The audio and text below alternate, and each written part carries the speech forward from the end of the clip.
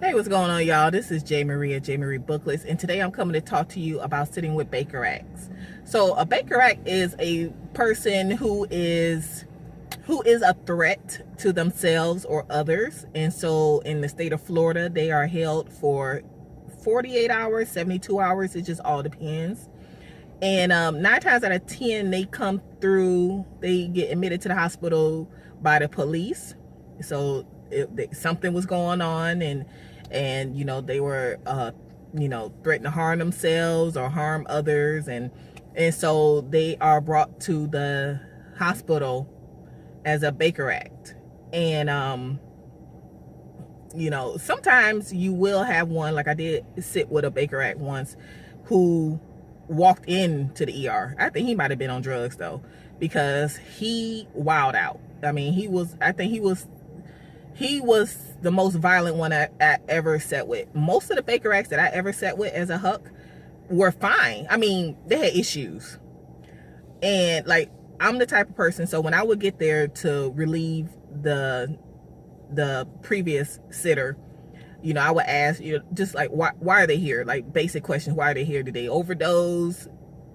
Just basic questions. And how are they? Because I need to get a feel of how my next 12 hours are going to be. And most of the time they were fine. Usually they were still asleep, because it was first thing in the morning, and they were still asleep. And I just need to know if this person is a violent person, or just what kind of person they are.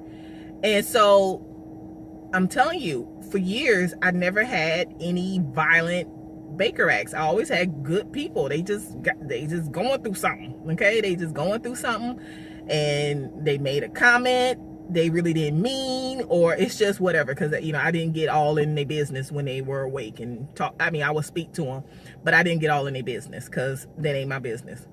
I'm just here to make sure that they don't harm themselves. So for the most part, they were fine. I did have some violent ones. I mean, this one, he tore the room up. When I say he tore the room up, he tore the room up. He was in a wheelchair. Okay, he was in a wheelchair, and he tore that room apart. Okay, he just tore that room apart. We had to call the police. It was a mess. But like I said, most of them are they just got issues going on, and they say, I want to kill myself, and that is not what you say. And then they think about it after they there for a day, and they don't want to be there, because now somebody's sitting there looking at you, and you don't have your phone, and you don't have, you can't call your family, and you can't have visitors, or you're not supposed to. But we gonna act like we don't see all these people coming in and out the room, even though they ain't supposed to have all these people in and out the room, but we gonna act like we don't see all that. So, a Baker Act is a person who threatens to harm themselves or others. And they're usually, like I said, they're usually brought in by the police. Now, when you are sitting with a Baker Act, it's supposed to be eyes on them at all times. Even when they go to the bathroom, you should have your eyes on them. When they take a shower, if they do take a shower, because I mean, most time when you're in the hospital, you don't take showers every day. It's just how it is. Patients don't take showers every day. But when they use the bathroom, your eyes on them. When you have your eyes on them, because anything can happen. And one of the things I always did when I sat with my Baker Acts, I didn't aggravate them, because I wouldn't want nobody aggravating me. It's bad enough you in here with me, and now you're gonna aggravate me. So most of the time, and I think most of the people who sat with Baker Acts, the nurses and the CNAs, the ones who sat with the Baker Acts, we didn't aggravate the patients, because they already got we've been there long enough to know that they already agitated, even though they may not be showing it, because there's a reason why they're here. So something set them off for them to be here. And so for the most part, we don't interact with them to aggravate them and add to it. We're just eyes on them. If they're watching TV, we're in there. It's a calm day. And that's usually how it is when you're sitting with a Baker Act. It's just a nice calm day, unless you got one that's violent. Like I said, that was the most violent one I ever had in all the years. Like, we had to call the police on them. Now, the last one, the very, very last one I said with was crazy, and she was for real crazy. And she was manipulative, and the family and the husband just, they played along with it. Like, this lady is nuts, and they played along with it. And they, I mean, I'm just so disgusted. Okay, I'm so disgusted. I don't even think I'm mad at her. Okay, even though she crazy. Okay, for real. I think I was more disgusted with the husband and the mama playing along with it, like she normal. That lady was not normal. That lady was crazy. She was so manipulative. She told me I was going to hell. I said, you don't even know me. Okay, I ain't tell you going to hell. Why you telling me I'm going to hell? You don't even know each other. Like, you don't even know me. I don't even want to talk to you. Okay, because she was one of the crazy ones. Like, I don't even want to talk to you. She just talk. Okay, lady. But I didn't like the fact that her husband and her mom played along with the crazy. And they stayed in the room. I'm like I said, we don't see all these people in here who ain't supposed to be in here. I mean, it was just weird. That whole situation was just weird. But that was the last one I ever sat with, thank God. But for the most part, people just, they had issues, and or just wilding out and said something and did something, and that was that. We had some kids. I think only sat with one minor, and his mom was actually there. But I think it was more family dynamics going on. But I think that's why he was acting out. He was acting out beforehand, and he just happened to be up in there. He was a good kid, though. Very good kid. It was so funny. You could tell the generation. When he woke up, because his mom was in there because he was a minor, which is fine. The mother was fine. The family was fine. They had issues, and they know they had issues, okay? But when he woke up, and he was like, do you have Netflix? I was like, you know what? No, baby, we ain't got no Netflix up in here. Okay, he was like, he couldn't eat. Why he can't have his phone, his cell phone? Okay, he wanted his Netflix. Okay, can somebody get this little boy some Netflix? Okay, I was like, no, baby, this is just regular cable. Okay, he didn't know what to do. But he was fine. Like I said, he was fine. Most of the Baker X I sat with were fine. He never had any issue. It was just that one violent one and that one crazy one. Out of all those years, I had good Baker X. I never had issue.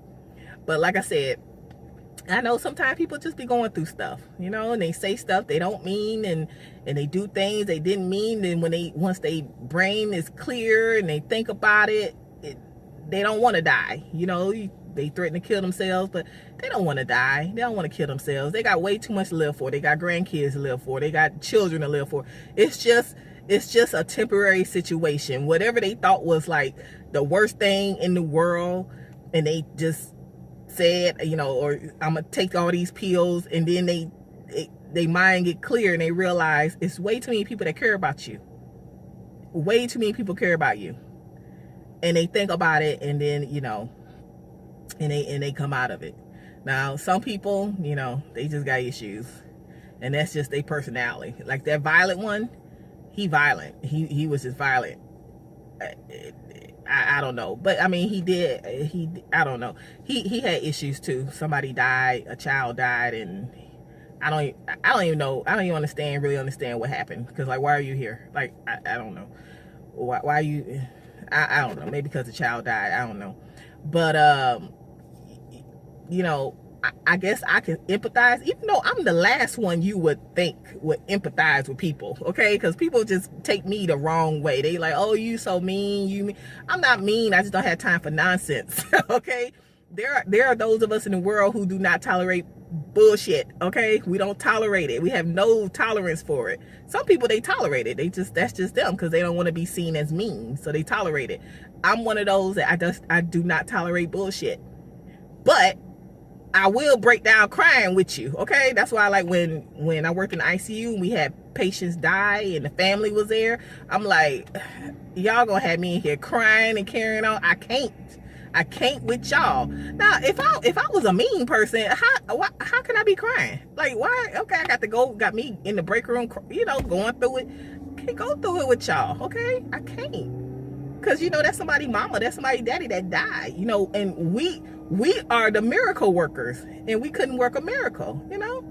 So, but, you know, I'm not the mean one, I'm the good one, but, you know, I can empathize with people. I know sometimes, you know, they're overwhelmed in life, and they say something they don't mean, and they do something they should not have done, and after 24 hours, 48 hours thinking about it, they realize there's way too many people care about you.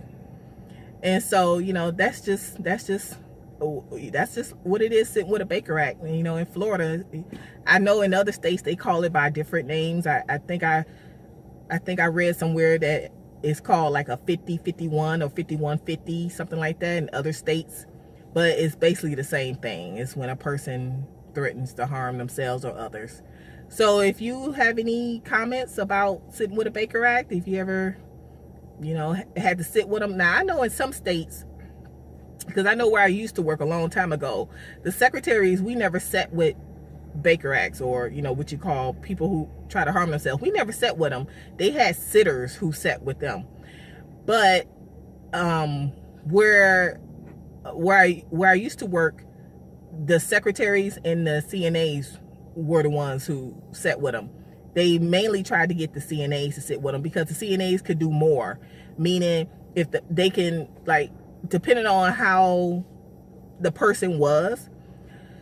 So like the guy that was in a wheelchair, well, he can wheel himself to the bathroom, but like getting from the bed to the wheelchair, I'm a secretary. I'm not supposed to be doing all that, you know.